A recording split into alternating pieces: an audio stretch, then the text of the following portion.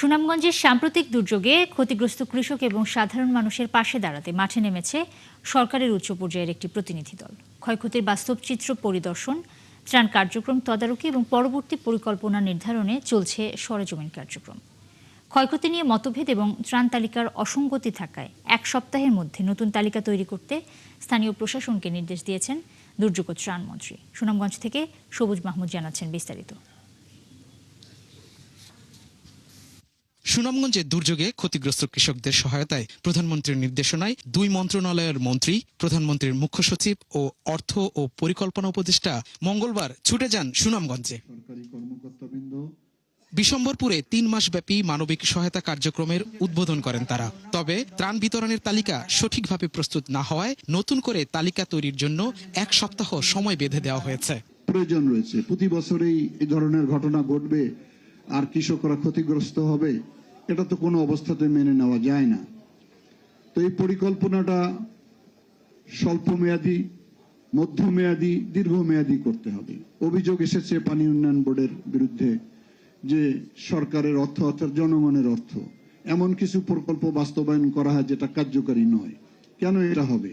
এটা গবেষণা করে যাতে এমন কিছু আমরা করতে চাই যেটি দীর্ঘদিনের এই এলাকার মানুষের কষ্টের কারণ আমি জানি সুনামগঞ্জ এক ফসলি অঞ্চল, শুধু বড় মৌসুমটা হয়, এটা দিয়ে সারা বছর চলে তারা, সেটা যাতে ক্ষতিগ্রস্ত না হয় এবং জনগণের টাকা যাতে আর এভাবে অপচয় করা না হয় সেইভাবে আপনারা প্রকল্প তৈরি।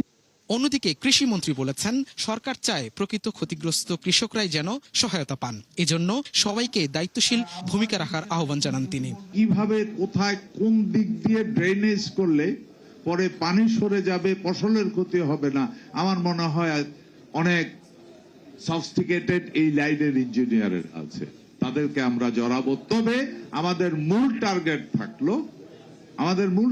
থাকলো আগামী দিনে যেন এই হাওড়ের চাষিরা যেন এই ধরনের ক্ষতিগ্রস্তের মুখোমুখি না হয়, এটাই হলো আমাদের মূল টার্গেট। বক্তারা জানান, হাওর অঞ্চলের ক্ষতিগ্রস্ত কৃষকদের বিষয়ে প্রধানমন্ত্রী গভীরভাবে উদ্বিগ্ন, তাই দ্রুত পরিস্থিতি মোকাবিলায় উচ্চ পর্যায়ের এই দল পাঠানো হয়েছে। তবে ক্ষয়ক্ষতির পরিসংখ্যান নিয়ে মতভেদ আছে। কৃষি বিভাগের দাবি 80% কৃষক ইতোমধ্যে ধান ঘরে তুলতে পেরেছেন, কিন্তু স্থানীয় কৃষক, রাজনৈতিক নেতা এবং সাংবাদিকদের অভিযোগ এই তথ্য সঠিক নয়। তারেক রহমান সাহেব যা কইছে সম্পূর্ণ সত্য, আর তার কৃতজ্ঞতা জানাই আমি শেষ করতে পারতেছি না। কৃষকে কিছু খাড়ছে, খাটার ভরে দিয়ে শুকাইতে পারছে না, প্রায় এক সপ্তাহ বাদলি।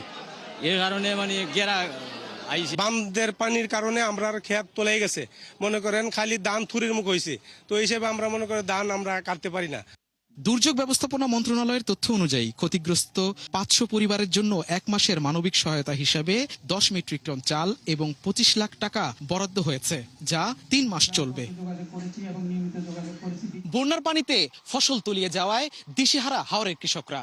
ত্রাণ কার্যক্রম জোরদারের পাশাপাশি সঠিক তালিকা প্রণয়নের মাধ্যমে প্রকৃত ক্ষতিগ্রস্তদের সহায়তা দেওয়ার আশ্বাস দিয়েছে সরকার। এখন দেখার বিষয় বাস্তবে তা কতটুকু ফলপ্রসূ হয়। সবুজ মাহমুদ, 71, সুনামগঞ্জ।